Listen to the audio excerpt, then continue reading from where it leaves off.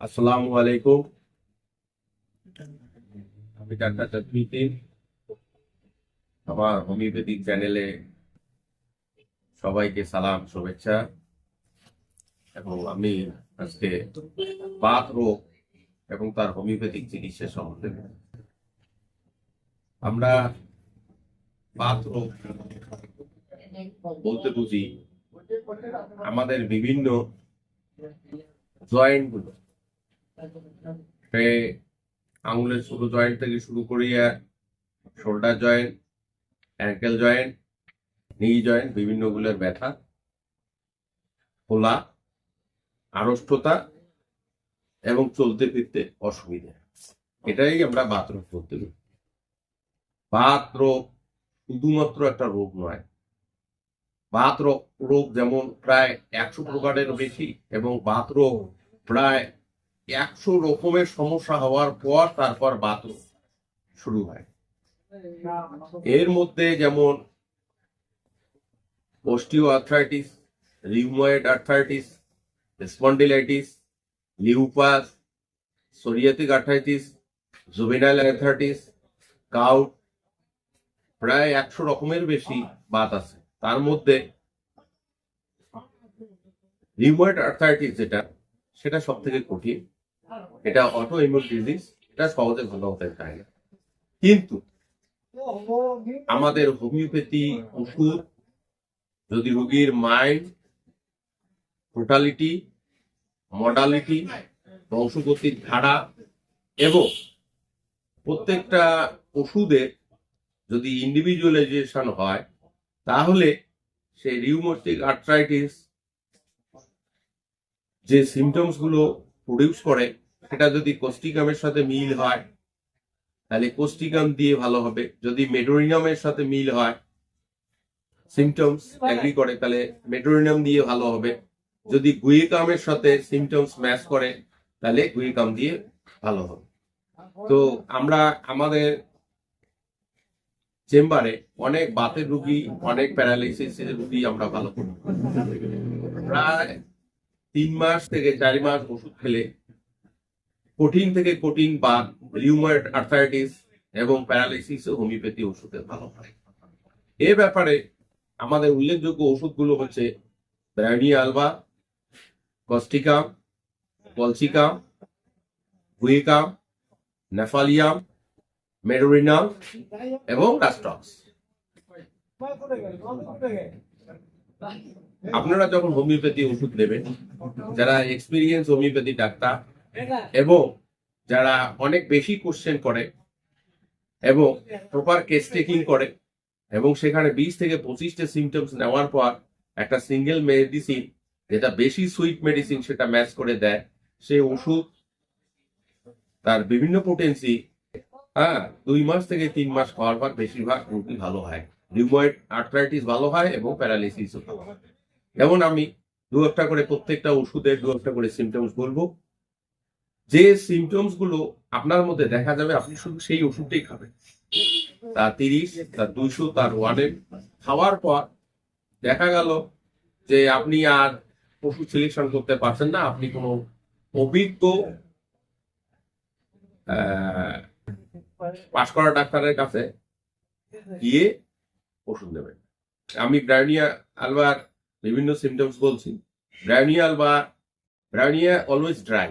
ব্রায়োনিয়ার মধ্যে একটা পিপাসা ভাব থাকে, তার জিভে সাদা থাকে, তার মাইন্ড একটু উত্তেজিত থাকে, সে নড়াচড়া করতে চায় না এবং সে কোনো মুভমেন্টই করতে পারে না, প্রপার রেস্ট চায়। এবং তার যে বাত, সে তার যদি নি জয়েন্টে ব্যথা হয়, তো সে চেয়ারে যদি বসে আছে, চেয়ার থেকে নামতে শুরুর দিকে তার খুব একটা সমস্যা হয়। ফোলা, ব্যথা, আড়ষ্টতা তার সর্বকালের সঙ্গী, যে কারণে সে মুভমেন্টই করতে চায় না। ঠিক রাস্টক্স তার অপোজিট সিমটমস দেয়। রাস্টক্সের রুগীরও ফোলা থাকে, ব্যথা থাকে, আড়ষ্টতা থাকে এবং রাস্টক্সের রুগীও অস্থির থাকে। এবং শুরুর দিকে রাস্টক্স রাজতক্সের আবার বসে থাকলে ব্যথা বেশি হয়, যতই মুভমেন্ট করে অতই তার ব্যথা কমে। এরকম আমরা কোষ্ঠিকামের যে সিমটমস গুলো দেখি সেটা হচ্ছে কোষ্ঠিকামের রোগীর মধ্যে অস্টিও আর্থ্রাইটিসটা বেশি দেখা যায় এবং তার বিভিন্ন জয়েন্টের লিগামেন্ট টেন্ডন এর মধ্যে একটা টেনে ধরা ব্যথা, সে কিছুতেই মুভ করতে পারে না, তার টেন্ডন এবং লিগামেন্ট গুলো যেন প্যারালাইজড হয়ে গেছে, সে মুভ করতেই পারে না, তাকে সামনের দিকে যাবে তাকে তার লিগামেন্ট তার টেন্ডন যেন তাকে রশির মতো টেনে ধরে। এর সিমটমসটা কোষ্ঠিকামের মধ্যে দেখা যায়। ঠিক এরকম গুয়েগামের মধ্যেও দেখা যায় এরকম সিমটমস, ফোলা ব্যথা।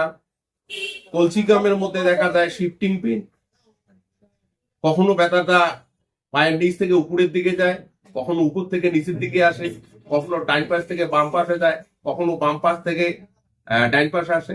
এবং কলসিকামের পেটে গ্যাস থাকে এবং তার মাইন্ডের মধ্যে একটা ভ্রম থাকে যে সে যেন স্বপ্নে ইঁদুর দেখতেছে, তার চেয়ারের নিচ দিয়ে যেন ইঁদুর দৌড়াচ্ছে। কলসিকামের মধ্যে এই সিমটমসটা দেখা যায়। আমরা যখন যে কোনো হোমিওপ্যাথি ওষুধ প্রেসক্রাইব করবো বা কোনো রুগীকে দেবো, তার আগে আমরা সব সময় টোটালিটিকে ম্যাচিং করার চেষ্টা করব। যে হোমিওপ্যাথিতে বাতের কোনো ইন্ডিভিজুয়াল ওষুধ নেই যে মেডোরিনাম খেলে বাত ভালো হয়ে যাবে, এরকম কোনো কথা নেই। যদি আপনার রিউমেটিক সিমটমস, আপনার মাইন্ড, আপনার টোটালিটি, আপনার মডালিটি এবং পিকুলারিটি মেডোরিনামের মতো হয়, তা মেডোরিনাম ওষুধ খেলে আপনি ভালো হবেন। মেডোরিনামের রুগীর মাইন্ড হচ্ছে সে সবকিছু ভুলে যায়, তার নিজের প্রিয় বন্ধুকে ভুলে যায়, সে যে জায়গায় থাকে সে গ্রামের রাস্তা, তার পাশের বাড়িওয়ালার নাম ভুলে যায়, রাস্তার নাম ভুলে যায়। এটা মেডোরিনামের মধ্যে দেখা যায়। মেডোরিনামে জয়েন্ট পেন খুব বেশি থাকে, বিশেষ করে কোমরের ব্যথা এবং শোল্ডার জয়েন্টের ব্যথাটা বেশি দেখা যায়। এবং তার পায়ের তলায় একটা সবসময় হাতের তলা পায়ের তলা একটা জ্বালা থাকে এবং সে জ্বালার কারণে সে শীতকালেও তার পা লেপের বাইরে রাখে। এবং মেডোরিনামেরও প্রত্যেকটা জয়েন্ট ফুলে যায় এবং সেখানে তীব্র ব্যথা হয়। ব্যথা কখনো ডাইন পাশে কখনো বাম পাশে হয়। এরকম হোমিওপ্যাথিক ওষুধ খাওয়ার সময় প্রত্যেকটা সিমটমস ম্যাচ করে খেতে হবে এবং প্রপার যদি কেস টেকিং হয় এবং রুগীর মাইন্ড টোটালিটি মর্টালিটি যখন মিল হয়ে যাবে, তো আশা করি হোমিওপ্যাথিক ওষুধ খেলে আপনার রিউমেটয়েড আর্থ্রাইটিস, অস্টিও আর্থ্রাইটিস ভালো হয়ে যাবে। এমন কি এর শেষ পর্যায়ে যে প্যারালিসিস দেখা যায়, হোমিওপ্যাথিক ওষুধের প্রপার কেস টেকিং করে অনেক প্যারালিসিস ভালো হয়। আমি আমার নিজের চেম্বারেও প্রায় 100-র বেশি রুগীর প্যারালিসিস ভালো করেছি। তো আপনাদের হোমিওপ্যাথি চ্যানেলে হোমিওপ্যাথির বিভিন্ন রোগ এবং ওষুধ সম্বন্ধে জানার জন্য, দেখার জন্য ধন্যবাদ। এবং আপনারা হোমিওপ্যাথি ওষুধ খেয়ে দেখুন। এই শীতকালে সাধারণত বাতের ব্যথা বেশি হয় এবং বর্ষাকালে বেশি হয়। সাধারণত সকালের দিকে এবং রাত্রির দিকে বাতের ব্যথা বেশি হয়। প্রপার কেস টেকিং এবং এক্সাক্ট মেডিসিন চয়েস করলে বাত, রিউমেটয়েড আর্থ্রাইটিস হোক আর অস্টিও আর্থ্রাইটিস হোক, যত বড়ই কঠিন হোক, সেটা সহজেই ভালো হয়। আপনাদেরকে হোমিওপ্যাথি ওষুধ খাওয়া এবং হোমিওপ্যাথি চ্যানেলে হোমিওপ্যাথির বিভিন্ন ওষুধ এবং তার চিকিৎসা দেখার জন্য শুকরিয়া।